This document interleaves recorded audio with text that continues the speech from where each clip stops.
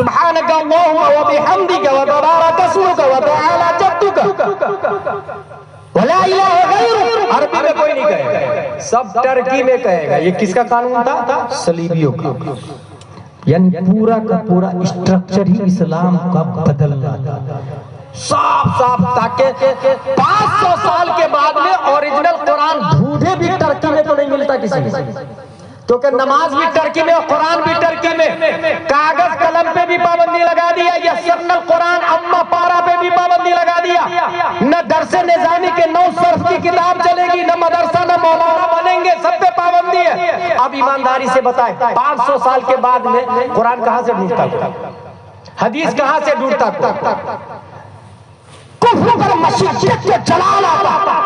اور ایسے ماحول میں جبکہ 9 قانون ترکی میں لاگو کر دیے گئے، عوام مان بھی لی، گرفتار بھی ہو گئی، مدرسے میں تالے لگ گئے، خانقاہوں میں تالے لگ گئے، مسجد میں آذان دینے والا کوئی نہیں تھا، اور کنٹلوں کے حساب سے نقاب کو جلایا گیا ترکی کے اندر. آزادی کے نام پر عورتیں بے لگام اور بے نقاب آوارہ گردی کرنے لگی. ایسے ماحول میں جب کفر پر مشیت کو جلال آتا، اسی ترکی کی بھکتی پر ایک بچہ شیخ محمود آفندی کے نام سے رب قدیر پیدا فرماتا ہے. شیخ محمود آفندی اس مرد مجاہد کا نام ہے.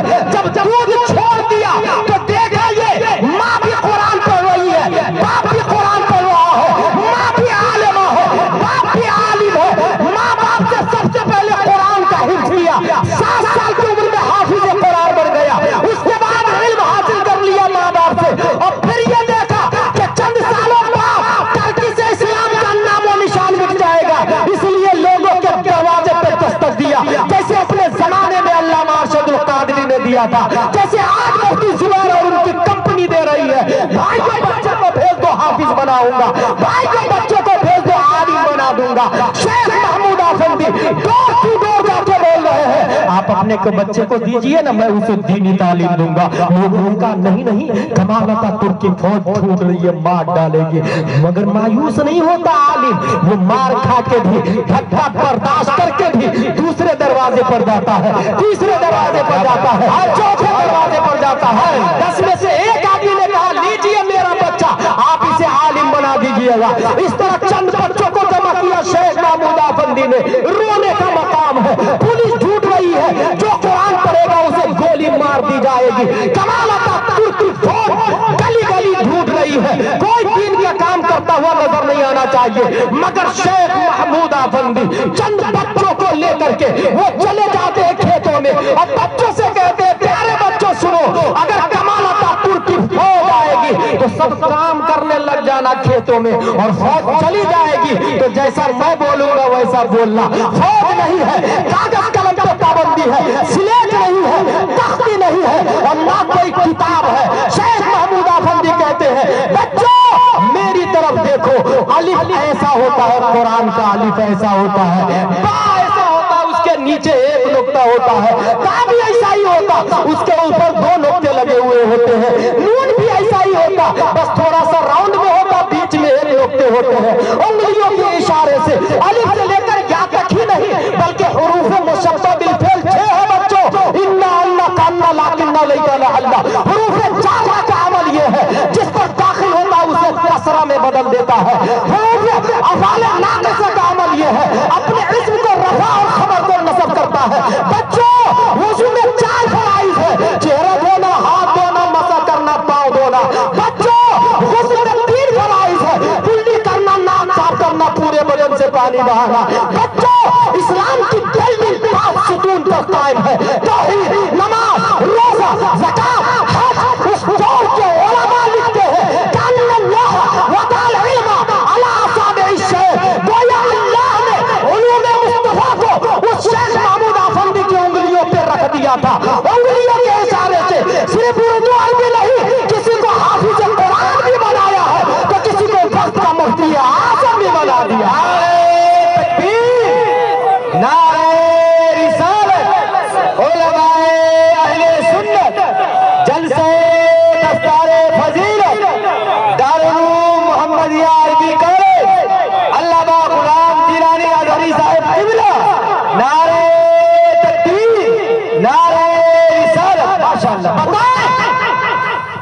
ترکی میں اگر شیخ محمود آفندی نہ ہوتے تو اسپین کی طرح ترکی سے بھی اسلام ختم ہو جاتا تھا جیسے اسپین میں ختم ہو گیا. لیکن a question arises in our mind.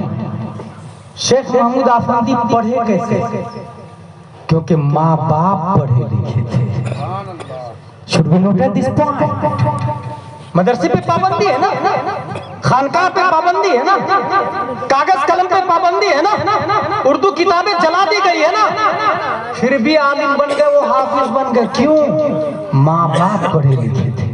پتہ یہ چلا میرے بھائی, آپ نہیں پڑھ سکے تو اپنے بچے کو لازماً اردو عربی پڑھائے, لازماً اردو عربی پڑھائے, کیونکہ کل کیا حال ہوگا بھارت کا کوئی نہیں بتا سکتا. اور خدا نہ خواستہ جب بھارت کا وہ حال ہوگا تو ہمارا اللہ ہے جس نے کل شیخ محمود آفندی کو پیدا کیا, آج پھر سے احمد رضا خان کو پیدا فرمائے گا. لیکن انتظام کیا, سبب کیا, خوش نصیب کون بنے؟ وہ گھر میں شیخ محمود آفندی پیدا ہوئے جس کے ماں باپ پڑھے لکھے تھے. لہذا اپنے بیٹے کے لیے اگر آپ لوگ دلہن ڈھونڈ رہے ہیں تو اس دلہن کو گھر میں لائیں جو قرآن شریف پڑھی ہے, جو کنز الایمان پڑھی ہے, جو بہار شریعت پڑھی ہے. کانوینٹ, جنس پینٹ, ٹی شرٹ اور اسکول پڑھنے والی بہو کو گھر میں لائیں گے, وہ نرس ہو سکتی ہے, وہ ایم بی بی ایس ہو سکتی ہے, وہ ایم ڈی اور ڈی ایم ہو سکتی ہے, مگر وضو کے فرائض آنے کے لیے مدرسہ کا علم چاہیے, غسل کے فرائض آنے کے لیے مدرسہ کا علم چاہیے. اور اس کے پیٹ سے شیخ محمود آفندی پیدا ہو, اس کے لیے نقاب والی اور پڑھنے والی خاتون چاہیے, دین کی قاریہ چاہیے. اس لیے یاد رکھیے گا, چند دن کی زندگی ہے, ہم اور آپ مر جائیں گے. اگر آپ نے اچھی نیت سے عالمہ بہو لے کر کے آیا اور اللہ نے اسی کے وطن سے وقت کا مجاہد پیدا کیا, وہ دادا بھی خوش نصیب ہے جو عالمہ دلہن ڈھونڈ کے لایا ہے, سسر بھی خوش نصیب, ساس بھی خوش نصیب, شوہر بھی خوش نصیب. لیکن جہیز نہیں ملے گا. وہ جہیز کس کام کا بھی میرے بھائی؟ نانو نفقہ تو مرد پہ واجب ہے نا. 5000 دین مہر علاوہ نانو نفقہ کے سکہ رائج الوقت. What is the meaning of this sentence? کھلانا پلانا مرد پہ واجب ہے. جب کھلانا پلانا اور مکان میں رکھنا مرد پہ واجب ہے تو 5 لاکھ تو پہلی جہیز میں لے لیا, تو وہ 5 لاکھ ہی 5 سال بیٹھ کے کھائے گا. تو بیوی کی کمائی کھایا کہ اپنی کمائی کھلایا وہ؟ اس لیے وہ مرد نہیں, الرجال قوامون علی النساء نہیں, وہ النساء قوامون علی الرجال ہو رہا ہے. وہ مرد حاکم نہیں رہتا, بیوی حاکمہ بن جاتی ہے اور نظام درم ورم ہوتا ہے, کیونکہ اس کی کمائی تھوڑی کھا رہی ہے, مرد کی کمائی تھوڑی کھا رہی ہے, تو گھر سے لے کر کے آئی وہ کمائی کھا رہی ہے, تو وہ آپ کی کیوں سنے گی؟ اس لیے جہیز پہ لعنت ہے. محنت کی کمائی, آپ اپنی کمائی پہ بھروسہ رکھیں, اپنی کمائی پہ بھروسہ رکھیں. اور ہاں, ایک آخری بات یہ ہے کہ مسجد کے معاملے میں یقیناً الحمدللہ العظیم ہر شہر میں مسجدیں ہیں, خوبصورت مسجدیں. میں 1999 میں گجرات پڑھنے گیا تھا, دارالعلوم غوث اعظم پوربندر گجرات. 2 سے 3 سال کے بعد ایک مسجد بنی, 3 کروڑ کی مسجد بنی, 3 کروڑ کی مسجد. میرا کہنا یہ ہے کہ پورنیہ شہر میں 3 کروڑ نہیں, 3 ارب کی مسجد بنا لیں, 3 ارب کی مسجد. کیا پورنیہ کی جہالت مسجد سے ختم ہو جائے گی؟ کیونکہ مسجد سائلنٹ ہے, وائلنٹ امام ہوتا ہے. مسجد ساکت ہے, ناطق امام ہوتا ہے. مسجد خاموش رہتی ہے, بولتا امام ہے. اگر 3 عرب کی مسجد میں ناظرہ خواہ امام ہو تو ایک بھی بچہ علامہ نہیں بن سکتا, سب کے سب جاہل ہی رہیں گے, ناظرہ خواہ ہی رہیں گے.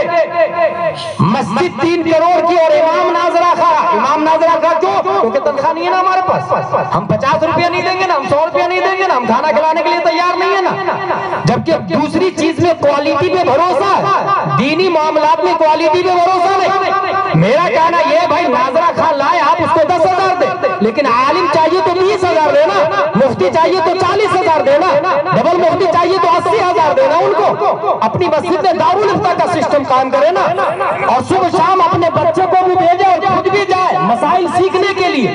1300 سال پہلے قرآن و حدیث سے 12 لاکھ سویدھان بنائے تھے حضرت امام اعظم ابو حنیفہ رضی اللہ عنہ.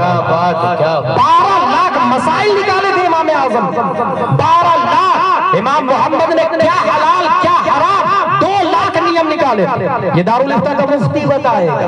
اور آپ مسجد میں ناظرہ خواہ رکھیں گے کیونکہ 5-10 ہزار سے زیادہ دینا نہیں چاہتا. نتیجتاً اگر 3 عرب کی مسجد ہو اور امام ناظرہ خواہ ہو، پورنیہ کی جہالت بڑھ سے آگے سے مزید بڑھتی چلی جائے گی. اور اگر اسی پورنیہ میں ایک مسجد کھجور کی چھت کی ہو، کھجور کے پتے چھت میں استعمال ہو اور کھجور کی شاخیں درو دیوار میں استعمال ہو اور امام الانبیاء ہو، تو پڑھنے والے مقتدی کو ابو بکر پیدا ہوتا ہے، تو کوئی فاروق ہوتا ہے، کوئی عثمان تو کوئی شیر خدا پیدا ہوتا ہے. نعرہ تکبیر، نعرہ رسالت، علماء اہل سنت، جلسہ دستار فضیلت، دارالعلوم محمدیہ عربی کالج، علامہ غلام جیلانی ازہری صاحب قبلہ کا یہ ہتھیار ہے کہ اگر ہم نے کہا مسجد کون بنانے کے لیے سریا دے گا، سب لوگ تیار ہو جاتے، میں دوں گا میں دوں گا میں دوں گا.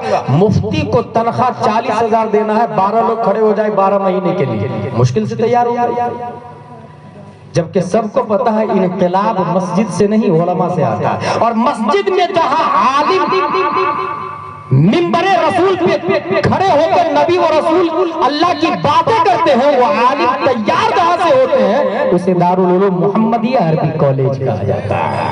یہ جو علماء پیدا ہو رہے ہیں یہی منبر و محراب کی زینت رہیں گے. اس لیے علماء پہ زیادہ توجہ دیں، متصل رہے ان سے، جڑے رہے ان سے. اور ہاں 40واں 10واں 20واں 30واں 40واں میرے والد صاحب کا انتقال ہو گیا. مفتی صاحب یہ 10 پیٹیاں پورنیہ کی 10 مسجدوں میں بھیجوا دیجئے گا برائے سال ثواب مرحوم فلاں. کیا ہو گیا؟ پیٹی دے دی آپ نے باپ کے سال ثواب کے لیے. پڑھا کون؟ دوسرے نے اپنے باپ کے نام سے پیٹی دی تھی تو آپ نے پڑھا تھا کیا؟ تو جب آپ اپنے باپ کے نام سے دیں گے تو دوسرا کیوں پڑھے؟ بیوقوف ہے کیا دنیا والے؟ کما تدین و تدان، ٹیٹ فور ٹیٹ. دوسرے کے نام سے آپ نہیں پڑھ رہے تو آپ کے نام سے کون پڑھے گا؟ جیسی کرنی ویسی بھرنی. پھر 50 سال کے بعد مفتی صاحب حضرت پیٹیاں بہت زیادہ ہو گئی، کیا کروں؟ دفن کر دوں کیا؟ بولے ہاں دفن کر دو. تمام کے تمام پارے کسی نے پڑھے بھی نہیں، بوسیدہ ہو گئے، قبرستان میں دفن کر دیا جاتا ہے. کیوں ہوا یہ؟ کیونکہ خود ہی مفتی بن گئے تھے آپ. اس سال ثواب میں پیٹی دھڑک سے دے دی تھی بھیڑ چال کی چلنے کی طرح. سب لوگ پیٹی دیتے، میں دے دیتا ہوں نا. آپ پوچھیں مفتی زبیر سے، محتمیم صاحب سے، مدرسے میں مسجد میں کس چیز کی ضرورت ہے؟ امام صاحب مسجد میں کیا چاہیے؟ امام صاحب نے کہا تعمیر ادب دے دیجئے. اب اگر 5 روپے کی تعمیر ادب دیا آپ نے، پارے کو کسی نے نہیں پڑھا اس لیے ثواب نہیں ملے گا. اور یہ تعمیر ادب پڑھنے والا پڑھا، بعد میں عربیہ کالج میں آ کے اعدادیہ پڑھا، پھر اولا ثانیہ ثالثہ رابعہ خامسہ سادسہ سابعہ ثامنہ فضیلت کی دستار بندی لی. حدیث بولتی ہے جب تک وہ عالم زندہ رہے گا، ایک تعمیر ادب جو 5 روپے کی آتی ہے اس کی وجہ سے دینے والے کو اور جس کی طرف سے دیا اسے ثواب ملتا رہے گا. کچھ سمجھا آپ نے؟ اگر مفتی کے حساب سے چلیں گے تو کم پیسے میں زیادہ ثواب. خود مفتی بن جائیں گے تو گمراہ بھی ہو جائیں گے اور پتہ بھی نہیں چلے گا. اس لیے میں آخری بات یہی بتانا چاہ رہا ہوں، اپنے بچے کو ضرور پڑھائیے. انگلش پڑھائیں، کوئی نہیں منع کر رہا، لیکن ساتھ میں اردو اور بھی لازماً ایک بھی بچہ چھوٹنا نہیں چاہیے. ایک بھی بچہ، بلکہ ڈور ٹو ڈور جا کے کچھ نوجوان کھڑے ہو جاؤ، تیار ہو جائے، ڈور ٹو ڈور جا کے بھائی صاحب اپنی بچی کو مدرسے میں بھیجیے، اپنے بچے کو مکتب میں بھیجیے. ایک دن نہیں 2 3 دن 4 دن پر چلے جائے. ہو سکتا ہے وہ جلال میں آ کے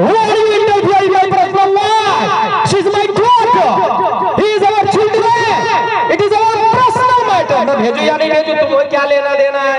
ہو سکتا ہے وہ آپ کو جھاپڑا بھی مار. مایوس نہیں ہوئیے. اگر شیخ محمود افندی مایوس ہوتے تو ترکی میں اسلام نہیں بچتا.